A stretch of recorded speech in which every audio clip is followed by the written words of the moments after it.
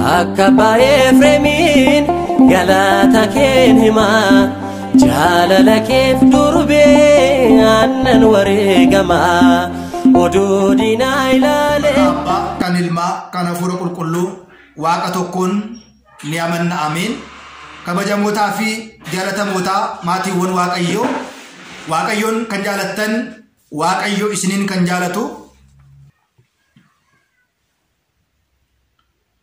أغاقو يهارا كنا كتا شرفا كيست يوكين مو كتا تمورا كنا كيست فونسا إيغسا فدانne wanta nuti raawwachuu hin qabne hin kaasna jecha tasuma seerri mana kristaanaa barnumsi mana kristaanaa kan nu dhorku kutaa shanaffaa kana har'a waliitiin ilaallaa jecha yeroo darbe kutaa arfaffaa keessatti akka hin fudhanne wanta irraa dhorkamnu wanta nu dhorku isa jenni ilaallee har'a immoo erga fudhanneen boodamu wantoota tasuma raawwachuu hin qabne waliitiin ilaalla innis jalqaba namni tokko foonsaa fudhachuudhaaf gaabbii galee gaabbiirra qulqullaa'ee kadhannaan hiikaa fitaansa waliin taasifamee fi qophaa'ee sa'aatii 18 yaada foon irraas yaada biyya lafaa hundumarraa bilisaa'ee qophaa'ee erga fudhateen booda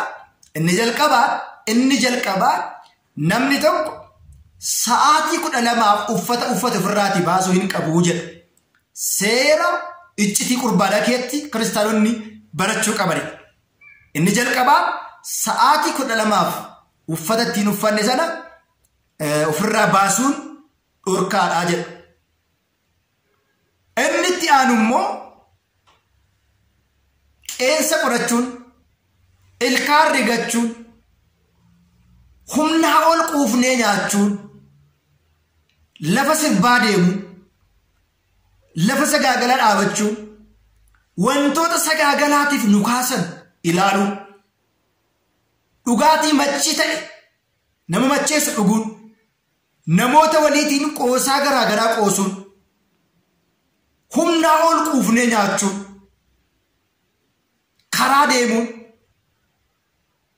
namoota waliitiin haasaa hin barbaachisne haasa'uun tasumallee nurraa hin eeggamu mataa filachuun qeensa qorachuun qeensa dhukaas kan harkaas qorachuun qaama dhiqachuun harka dhiqachuun mataa dhiqachuun qaama dhiqachuun sa'aatii 12 tasuma kan hin eeyyamamnee fi seera kan hin taanedha jecha kun seera isaati. Wantoota kana keessatti gaa inni biraan inni gaa'ela qabu fedha foonii raawwachuu hin danda'u. Warri hin qabnes macheem hin eeyyamamu gaa'elaatiin dura yaada foonii yookiin fedhi foonii hin eeyyamamu. Nam tokko fooniif dhiiga gooftaa fudhate guyyaa lamaatiif yaada foonii sagaagala foonii yookiin immoo gochaa foonii keessa galuu hin danda'u. Abbaa warraa faadha warraa yoo ta'e. Yaa kun warra gaa'ela hin qabneef hin eeyyamamu dhorkadha. Gaa'elaan ala saalqunnamtiin raawwatamu sagaagala jedha. Sagaagala.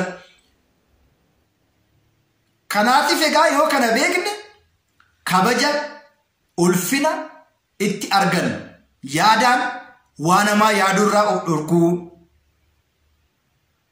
ilkaan rigachuu irraatii of dhorkuu gogora tufuu irraatii of dhorkuu harka qaama keenya dhiqachuu irraatii of dhorkuu quufuu irraatii of dhorkuu machii irraatii of dhorkuu karaa deemuu irraatii of dhorkuu namoota waliin qoosuu irraatii of dhorkuu. Kun seera fooniif dhiiga gooftaa fudhachuudhaaf barraa'ee seera isaa kabaja isaati jechaadha. Keessumaati wangeelaa qulqullicha Phaawulos ergaa qulqullicha Phaawulos gara warra uummata Qorontoos jalqabaa irratti otoo hin beekin otoo isaaf hin galiin dhiiga gooftaaf foon gooftaa kan nyaateef kan dhuge idaa ofirraatii qabaa jedha. Mee walumaatiin haa ilaallu tokkoffaa Qorontoos boqonnaa 11 kaasnee mee yaada jiru gaafa walitti ilaallu maal jedha laata? Tokkoffaa Qorontoos boqonnaa 11 kaasnee gaafa ilaallu yaada jiru yookiin immoo dubbii jiru waliitiin ni ilaalla. Akkana jedhanis tokkoffaa Qorontos boqonnaa 11:25 gubbaa irratti hirbaataatiin booda tsuwwaa sana immoo kaasee eebbisee xoofoon kun dhiiga koon kan ta'u kan kakuu haaraati. Yeroo nyaattanitti hunduma isa kana immoo yaadannoo kootiif taasistu. Dhiiga koo gaafa dhugdan, foon koo gaafa nyaattan, guyyaa jimaataa qaraanii warra oolee dhiiga ani dhangalaase, foon ani mure sana yaadachaa nyaattu dhugdu. Yeroo buddeena kana nyaattanitti yommuu xoofoo dhugdanitti immoo hanga gooftaan dhufutti du'uu koo dubbattuu jedhe. Ati nuuf duutee tasii jennee foon kee nuu kennite. Ati duutee foon kee nuu laatte. Ati dheebottee dhugaatii bara baraa nuu kennite. Ofii kee beelofteef nyaata bara baraa nuuf laatte. Kabaja keenyaa jette gatii guddaa nuuf baasta jennee akka nu yaadachaa fudhannuuf.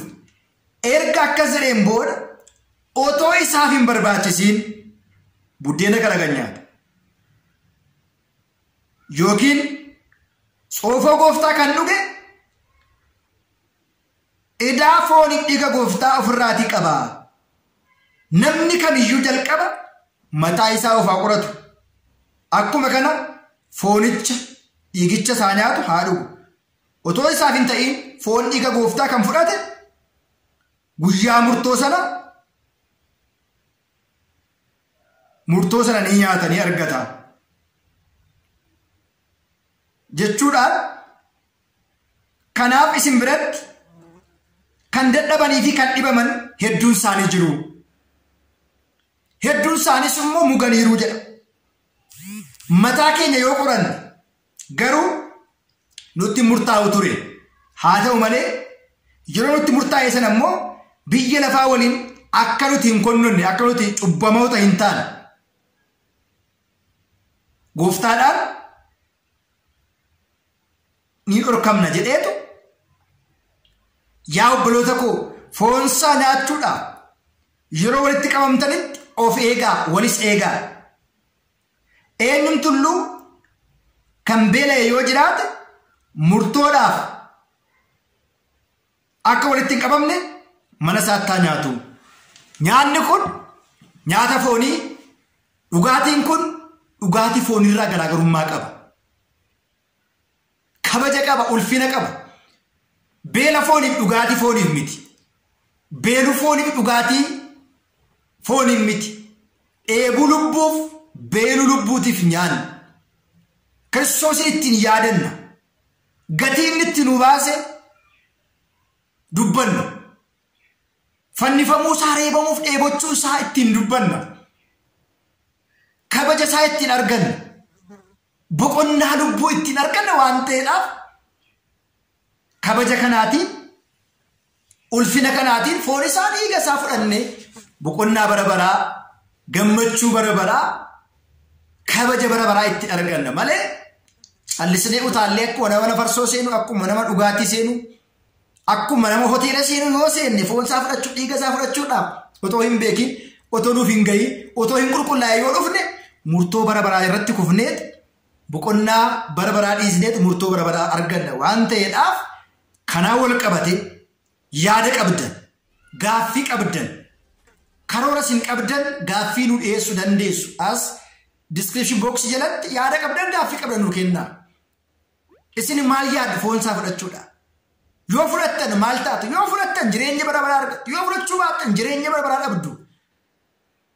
Boqonnaa bara baraa dhabdu, tasgabbii bara baraa waan dhabdaniif kana beektanii hundi keessan qophooftanii foon isaa, dhiiga isaa dhuguuf qophaa'uun barbaachisaa waan ta'eedhaaf dhiira dhalaa beekaa wallaalaa otoo hin jedhin beekumsa keessaniif barattanii, wallaalummaa keessaniif gorfamtanii, waan isin hin galle abboolii barsiisota wangeelaa gaafattanii, waan hubattan immoo cimsanii eeggattanii sodaadhaan, kisoominaan, kabajaan, ulfinaatiin yoo foon isaa, dhiiga isaatti dhiyaattan eebba bara baraa, suga bara baraa, nagaa, tasgabbii bara baraa ni argattu. Kanan ta'u taanaan jireenyi keenya kiristaanummaan keenya gaaffii guddaa keessa kan galu ta'uusaa beektanii hundi keessan of eeggannoodhaan seeraan heeraan deddeebitanii foonsaa fudhatanii dhiiga isaa akka dhugdan Waaqayyo isin haa gargaaru. Dhugumatti foonsaa nyaachuun dhiiga isaa dhuguun kabajadha. Kabaja kanaatiin Waaqayyo isin haa qaqqabsiisu. Inni guddaan gaa'ela keetti warri hin galle gaa'ela keessaniif kan yaaddan foonsaa dhiiga isaa dhugdanii gaa'ela hundeeffachuu. Foonsaa dhiiga isaa nyaattanii dhugdanii gaa'elatti dhufuudhaaf karoorsuun barbaachisaadha. Kanaan alatti garuu gaa'elli argamuu hin danda'u. Gaa'elli argames milkii dhabuu danda'a, boqonnaa dhabuu danda'a, tasgabbii dhabuu dandeessanii. Kanaaf hundumti keessan qophooftanii foonsaa dhiiga isaa fudhachuudhaaf har'uma karoora qabachuun isinirra jira. Kiristoos naaf du'e, naaf jettee duute, naaf jettee fannifamte, naaf jettee dheebotte, naaf jettee beelofte jennee ammumaa qabnee Waaqayyoon oolmaa inni nuuf oole nuuf jecha foonsaa kutee dhiiga isaa dhangalaase lafee isaa cabsee qaraanii warra ooleetu inni Kiristoos nuti kiristaana akka taanuudhaaf nuti cubbamoota cubbumaa keessa baanee qulqulloota akka taanuudhaaf Waaqayyoon nu eeyyameera. Jireenya bara baraa boqonnaa gammachuu bara baraatiif akka deddeebitan Waaqayyoon isin haa gargaaru. Kabaja fooniif dhiiga isaatiin Waaqayyo isin haa qaqqabsiisu. Dhugumatti kabaja guddaadha malee salphina miti, ulfina miti, yakkaan miti, eebbaaf suga Waaqayyootti argachuudhaaf akka fudhattan Waaqayyoon isin haa gargaaru. Maaltu narraa eegama? Maal gochuun qabaa? Wanti isin rakkisu gaaffii kan ta'u yoo jiraate hundumti keessan nu gaafattanii waan isin deeggarru yoo jiraate akka isin deeggarruuf akka isin gorsinuudhaaf ammumaa qabdanii qophii karoora akka qabattan Waaqayyo isin haa gargaaru. Waaqayyo isin duukaa haa ta'u. Yaadni yoo jiraate gaaffiin yoo jiraate kaasuu dandeessu.